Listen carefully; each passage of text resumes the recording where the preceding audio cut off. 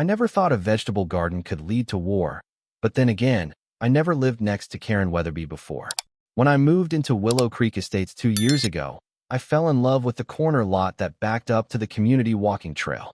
The previous owners had left behind a small but thriving vegetable patch in the backyard, complete with tomatoes, peppers, and herbs that somehow managed to look both productive and charming. Karen lived in the house directly behind mine, and her pristine backyard was visible from my kitchen window. Every blade of grass stood at regulation height, every shrub trimmed to geometric perfection. She had been the HOA president for 6 years running, a fact she mentioned within the first 5 minutes of introducing herself over the fence that first spring morning. Well, hello there, new neighbor. I'm Karen Weatherby, president of the Willow Creek Estates Homeowners Association. I see you've got quite the little farm going back here. I do hope you're familiar with our community guidelines regarding landscaping standards. I assured her I had read through all the HOA documents before purchasing, which was true. My attorney had been thorough during the buying process, though I'll admit I had skimmed through most of the landscaping sections. The garden seemed harmless enough, tucked away in the back corner where it was barely visible from the street. For the first few months, everything was peaceful. I spent my evenings after work tending to the plants, finding it remarkably therapeutic after long days at my consulting firm. The tomatoes were producing beautifully, and I had even expanded the herb section with some basil and oregano that my Italian grandmother would have been proud of. Then came the first official notice, delivered via certified mail on a Tuesday morning in July. The HOA had received complaints about my quote-unquote unsightly vegetable garden that allegedly violated Section 12.4 of the Community Landscaping Standards. I was given 30 days to remedy the situation or face daily fines of $50. I pulled out my HOA documents and read Section 12.4 word for word. It stated that landscaping should maintain the aesthetic character of the community and that vegetable gardens were permitted in rear yards provided they were, quote, properly maintained and not visible from common areas, end quote.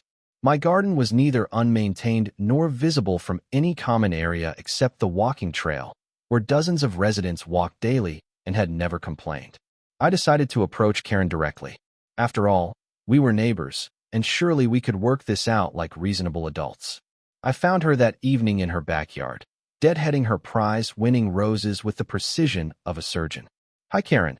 I got the HOA notice about my garden. I was hoping we could discuss it since I believe there might be some misunderstanding about the violations. Her response was swift and final. There's no misunderstanding. That vegetable patch is an eyesore that brings down property values for everyone in this section. The HOA board voted unanimously that it needs to go. I pointed out that the garden wasn't visible from the street and was well maintained, but Karen cut me off with a wave of her perfectly manicured hand. The walking trail is a common area, and residents shouldn't have to look at your little farm when they're trying to enjoy their evening stroll. Remove it, or we'll remove it for you. That night, I made some calls. 20 years in business consulting had taught me the value of good information, and I had maintained relationships with some very knowledgeable people. My friend Marcus, who happened to be a land use attorney, was particularly interested when I described the situation. The next morning, I submitted a formal response to the HOA, requesting specific documentation of the complaints, clarification on how the garden violated the actual language of the covenant, and a formal hearing to contest the violation. I also requested a complete copy of all HOA board meeting minutes from the past year, as was my right under state law. Karen's response came within hours, not through official HOA channels, but as a hand-delivered note tucked into my front door. Your little legal games won't work. Remove the garden by the deadline or face the consequences. That's when I decided to plant the sunflowers. If Karen wanted to play hardball over a small vegetable garden, I would give her something truly spectacular to complain about.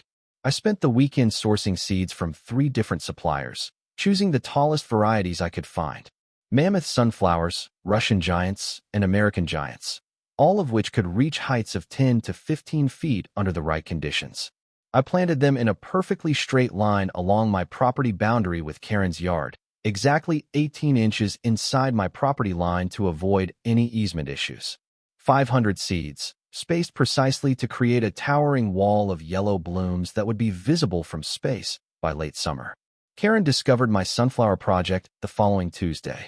I was watering the newly sprouted seedlings when I heard her back door slam with enough force to rattle windows. "What in the world do you think you're doing over there?" I looked up innocently from my watering can. "Planting flowers, Karen. Sunflowers are beautiful, don't you think? And completely compliant with HOA guidelines for decorative landscaping." Her face turned a shade of red that clashed terribly with her pink garden hat. "Those things are going to be enormous. They'll block my view of the walking trail." "Well, they're on my property, and sunflowers are specifically mentioned in the approved plant list in Section 15.2. I made sure to check. That evening, I received another certified letter, this time threatening immediate legal action if I didn't remove both the original garden and the sunflowers. Karen had apparently convinced the board that my actions constituted harassment and intentional disruption of community harmony. This is where Karen made her crucial mistake. In her escalating fury, she began documenting everything. Photos of my property taken from her yard, detailed complaints filed with the county, and even reports to the city claiming I was operating an illegal farm. Every single action was carefully recorded and reported, creating a paper trail that would prove invaluable later. The sunflowers grew with remarkable enthusiasm, reaching 6 feet by mid-July and showing no signs of slowing down. Karen's complaints grew proportionally. She filed noise complaints about my watering schedule, claimed the flowers attracted too many bees, and even suggested that the sunflowers posed a fire hazard during the dry season. She also made another critical error. In her determination to build a case against me, Karen began taking photos of my property from multiple angles, including some shots that clearly showed her standing on my land to get better vantage points. She documented these photo sessions meticulously, even noting the dates and times in her complaint letters. Meanwhile, my attorney friend Marcus had been busy researching property records and local ordinances. What he discovered was fascinating. Willow Creek Estates had been built on land that was originally part of a larger agricultural preserve. While most of the preserve had been developed, a small section remained under the original agricultural zoning designation due to a clerical error that had never been corrected. The really interesting part was that this agricultural zone created a buffer requirement around any residential development. Properties within 200 feet of the agricultural zone were subject to different landscaping rules, specifically designed to maintain compatibility with agricultural land use. I'll give you one guess which properties fell within that 200-foot buffer zone. That weekend, I drove out to the county planning office with Marcus. We spent the entire Saturday morning going through maps, zoning records, and agricultural preservation documents. What we found was even better than we had hoped. Not only was my property within the agricultural buffer zone, but the specific covenant restrictions that Karen kept citing were actually superseded by county agricultural compatibility ordinances. These ordinances not only permitted vegetable gardens and agricultural activities, but actually encouraged them as part of the county's commitment to preserving agricultural heritage. But the real gold mine was in the historical preservation section. The county had designated the entire area as part of an agricultural heritage district, which came with special protections for any land use that maintained the agricultural character of the original preserve.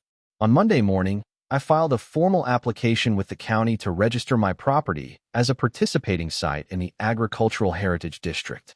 The application required detailed documentation of all agricultural activities on the property, including photographs, planting schedules, and harvest records. I also submitted a secondary application for a small-scale agricultural operation permit, which would allow me to sell produce from my garden at local farmers markets. The permit was a formality, but it carried significant legal weight in terms of protecting agricultural land use. Karen had no idea what was coming. The sunflowers reached their full height in early August, creating a magnificent golden wall that rose 14 feet into the air. Karen's house was completely screened from the walking trail, which I'm sure was not the view improvement she had been hoping for. Her complaints reached a fever pitch. She was filing reports with every local agency she could think of, from the fire department to the health department. She even called the state agriculture office to report an illegal farming operation, which resulted in a visit from a very confused inspector who spent 20 minutes admiring my tomatoes and congratulating me on my soil management. That's when Karen played her final card. She convinced the HOA board to file a lawsuit seeking immediate removal of all unauthorized landscaping and requesting damages for decreased property values. The lawsuit was filed on a Wednesday, with a hearing scheduled for the following month. Karen personally delivered a copy of the lawsuit to my door, clearly savoring what she believed was her moment of victory. I hope you enjoyed your little gardening experiment, because it's about to cost you everything. My attorney says we can force you to pay for restoring everyone's property values, plus cover all our legal costs. Maybe next time you'll think twice before defying the HOA. I thanked her for the delivery and assured her I would give the lawsuit my full attention. What I didn't mention was that I had been expecting this exact move for weeks.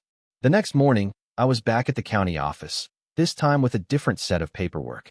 Marcus had spent the previous week preparing a comprehensive legal strategy that would turn Karen's own tactics against her in the most spectacular way possible.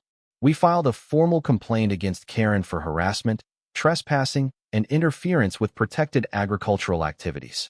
But that was just the opening move. The real masterstroke was the historical preservation application. It turns out that properties participating in the Agricultural Heritage District could apply for additional protections if they could demonstrate continuous agricultural use dating back to the original preserve period. The previous owners had maintained detailed records of their garden for over 15 years, carefully documenting every season's planting and harvest. Combined with my own records and the soil analysis I had commissioned, we had a strong case for historical designation. A historical designation would not only protect my current agricultural activities, but would actually require me to maintain and expand them to preserve the historical character of the land. The designation would also supersede any HOA restrictions and provide legal protection against any interference with agricultural activities. But the absolute piece de resistance was what Marcus discovered in Karen's own complaint files. Remember all those detailed reports she had been filing with various agencies? Every single one of them included photographs of my property taken from multiple angles, including several that clearly showed her trespassing on my land. Under state agricultural protection laws, interfering with or trespassing on designated agricultural land carried significant penalties, including mandatory restitution and potential criminal charges. The County Historical Commission scheduled a site visit for the following week. On the appointed day, 3 commissioners arrived to evaluate my property for historical agricultural designation. They spent 2 hours examining the garden, reviewing the documentation, and interviewing me about my agricultural practices. They were particularly impressed by the sunflowers, which they noted were a historically appropriate crop that would have been commonly grown in the original agricultural preserve. The lead commissioner mentioned that the sunflower display was exactly the type of agricultural heritage feature the program was designed to protect. Karen watched the entire proceedings from her backyard, clearly agitated but unable to interfere with an official county inspection. The historical designation was approved unanimously the following week. My property was now officially protected as a participating site in the County Agricultural Heritage District, with full legal authority to maintain and expand agricultural activities regardless of any HOA restrictions. But that was still just the setup for the real revenge. You see, the Agricultural Heritage District designation came with more than just protection for my garden. It also included development rights that could be transferred or sold to other properties within the district. These development rights were extremely valuable, particularly for properties that wanted to expand beyond normal zoning restrictions. It also gave me standing to file complaints against any property owner who interfered with the historical agricultural character of the district. And Karen's house, which sat directly adjacent to my designated heritage site, fell squarely within the district boundaries. The lawsuit hearing was scheduled for a Thursday morning in September. Karen arrived with her attorney and a thick folder of complaints, photographs, and property value assessments. She was clearly expecting a quick victory. What she got instead was the legal equivalent of a nuclear bomb. Marcus stood up and presented our countersuit, which included charges of harassment, trespassing, interference with protected agricultural activities, and violation of historical preservation ordinances. But that was just the warm-up act. The real show began when he presented our primary claim. Under the Agricultural Heritage District regulations, Any property owner who interfered with designated agricultural sites could be required to implement compatibility measures to protect the historical character of the district. Karen's own complaint file provided overwhelming evidence of interference. Every photograph, every agency report, every documentation of her complaints against my agricultural activities proved a pattern of systematic harassment designed to eliminate historically protected land use. The judge reviewed the evidence for 20 minutes before asking Karen's attorney if he had any response to the historical designation and agricultural protection claims. The attorney clearly had no idea these protections existed and requested a continuance to research the applicable laws. The judge denied the continuance and ruled immediately. Not only was Karen's lawsuit dismissed, but the court ordered her to implement agricultural compatibility measures on her property to protect the historical character of the district. Specifically, she was required to replace her manicured lawn with period-appropriate agricultural landscaping, install traditional agricultural fencing along our shared property line, and maintain a buffer zone of agricultural crops between her house and my heritage site. The court also ordered her to pay all legal costs and fines for interference with protected agricultural activities. The total came to just over $15,000. But the absolute coup de grace was the final requirement. As part of the agricultural compatibility measures, Karen was required to plant and maintain a vegetable garden on her property, subject to annual inspection by the County Agricultural Heritage Commission.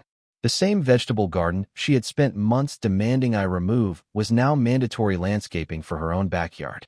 Karen sat in stunned silence as the judge read the full ruling. Her perfectly controlled expression cracked as the reality of the situation sank in. She would be forced to tear up her prize-winning lawn, plant vegetables she had called an eyesore, and pay thousands of dollars for the privilege of doing exactly what she had tried to prevent me from doing. The look on her face as she realized she had been completely and utterly outmaneuvered was absolutely priceless.